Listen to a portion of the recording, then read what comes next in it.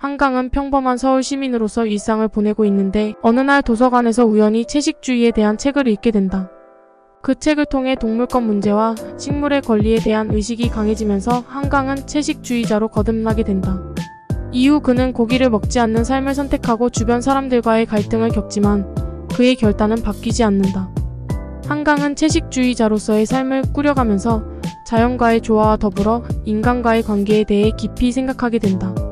이러한 내면의 여정과 갈등, 그리고 채식주의자로서의 삶을 통해 한강은 점차 성장하고 변화해 나가는 이야기가 펼쳐진다.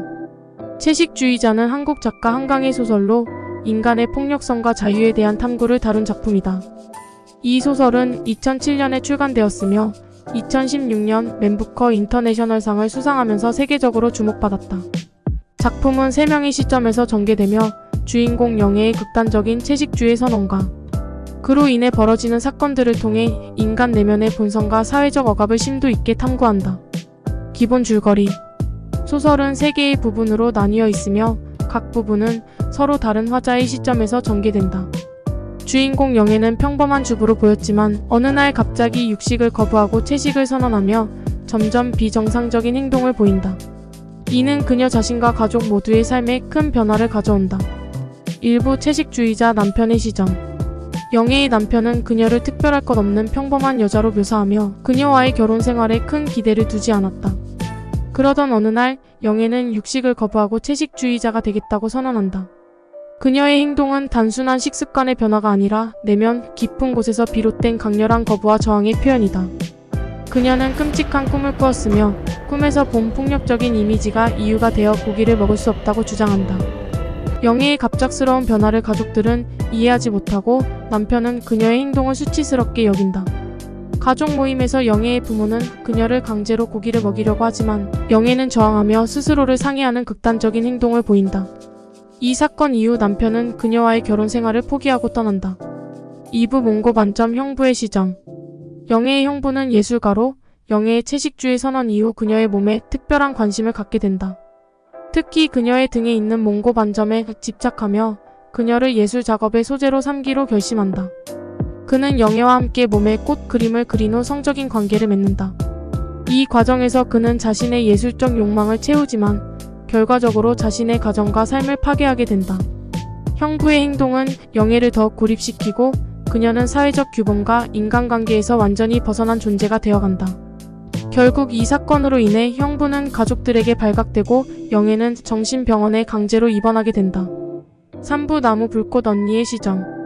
영애의 언니는 오랜 시간 동생과 거리를 두고 살아왔지만 영애의 급격한 변화와 정신병원 입원 이후 그녀의 삶을 되돌아보기 시작한다. 언니는 자신이 동생을 이해하지 못하고 방치했던 시간을 후회하며 영애의 삶을 돌이켜본다. 정신병원에 입원한 영애는 점점 더 식사를 거부하고 자신이 식물이 되고 싶다는 이상한 욕망을 드러낸다. 그녀는 인간의 폭력적인 본성과 육체의 속박에서 벗어나 더 이상 먹지도 움직이지도 않는 순수한 존재로 변하고자 한다. 결국 그녀의 몸은 쇠약해지고 죽음에 가까워진다. 주제와 상징. 1. 채식주의와 폭력. 채식주의는 단순한 식습관의 변화가 아니라 폭력적인 세상과 인간 본능에 대한 저항으로 상징된다. 영애는 자신의 꿈속에서 보았던 피와 폭력의 이미지를 거부하며 점차 인간으로서의 본능까지도 거부한다. 2. 신체와 자유. 영애는 자신의 몸을 인간관계와 사회적 억압에서 해방시키고자 한다. 그녀의 행동은 신체를 통해 자유를 추구하려는 절박한 몸부림으로 읽힌다. 3. 사회적 억압과 소외. 가족, 남편, 사회는 영애를 이해하려 하지 않고 그녀의 행동을 비정상적인 것으로 규정하며 억압한다. 이러한 태도는 그녀를 점점 더 고립시키고 파멸로 이끈다. 4. 예술과 욕망. 형부의 시점에서 드러나는 예술적 욕망은 인간의 이기심과 소유욕을 상징한다. 그의 행동은 영애의 자유를 더욱 억압하며 결과적으로 그 자신의 파멸을 초래한다. 결말과 여운. 채식주의자는 단순히 영애의 극단적인 채식 선언을 넘어 인간의 폭력성, 자유, 신체 그리고 억압된 욕망을 깊이 탐구하는 작품이다. 결말은 영애가 점점 더 쇠약해지며 죽음에 가까워지는 모습을 통해 인간의 존재와 사회적 규범에 대한 질문을 남긴다.